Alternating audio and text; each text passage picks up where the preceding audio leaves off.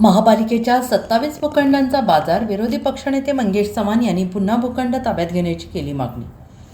सांगली मिरज कुपवाड महापालिकेच्या मालकीचे तब्बल 27 खुले भूखंड खासगी संस्था, हॉस्पिटल्स आणि व्यावसायिक संस्थांना दिल्याचा आरोप करण्यात आला आहे. हे भूखंड तातडीनं महापालिकेनं पुन्हा ताब्यात घ्यावेत अशी मागणी विरोधी पक्षनेते मंगेश चव्हाण यांनी केली आहे.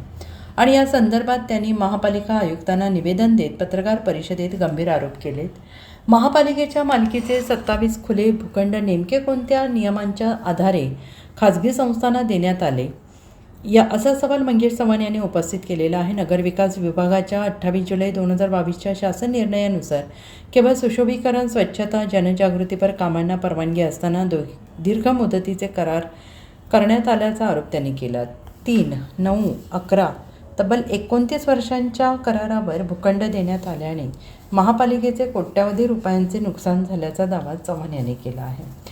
प्रत्यक्ष पाहणी दरम्यान काही भूखंडावर अतिक्रमण आणि अनधिकृत बांधकाम झाल्याचं त्यांनी म्हटलं आहे.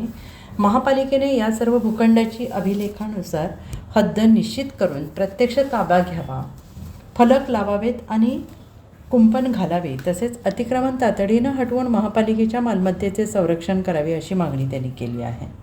सांगली मिरज कुपवाड महापालिकेमध्ये 28 जुलै 2022ला एक शासन निर्णय महानगरपालिकेला प्राप्त झाला. ह्या शासन निर्णयामध्ये असं म्हटलं होतं की महापालिकेच्या सुशोभीकरणासाठी वेगवेगळ्या कंपनीकडून, वेगवेगळ्या NGOकडून वर्गणीद्वारे आपल्या भागातील, आपल्या शहरातील चौक सुशोभीकरण करणे असू दे, महापालिकेच्या ओपन स्पेसमध्ये झाडे लावणे असू देत, किंवा त्या ओपन स्पेसच्या असणाऱ्या भिंतीवर एखादा सुविचार किंवा रंगरंगोटी करण्याच्या बाबतीत ह्या लोकांकडून निधीच्या स्वरूपात महापालिकेला मदत म्हणून असा एक GR आला होता.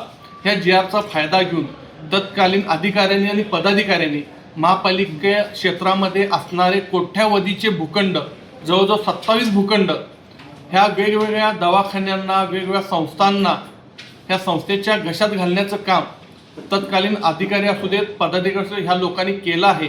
ह्या संदर्भात आम्ही आयुक्तांना भेटून पत्राद्वारे ह्या सगळ्या गोष्टी त्यांच्या निदर्शनास आणण्याचं काम आम्ही केलं आहे. आणि आयुक्तांना सांगितले येणाऱ्या 8 दिवसामध्ये ही आपली महापालिकेची कोट्यावधीची प्रॉपर्टी लवकरात लवकर महापालिकेच्या ताब्यात घ्यावी, ह्या पद्धतीच्या सूचना आम्ही आयुक्तांना दिल्या आहेत. आणि जर का ह्या 8 दिवसात ह्या प्रॉपर्ट्या नाही घेतल्या ताब्यात तर आम्ही काँग्रेसच्या वतीनं लोक आंदोलन छेडू, रस्त्यावर उतरू, एवढं या ठिकाणी आम्ही पत्राद्वारे आयुक्तांना सांगितलं आहे.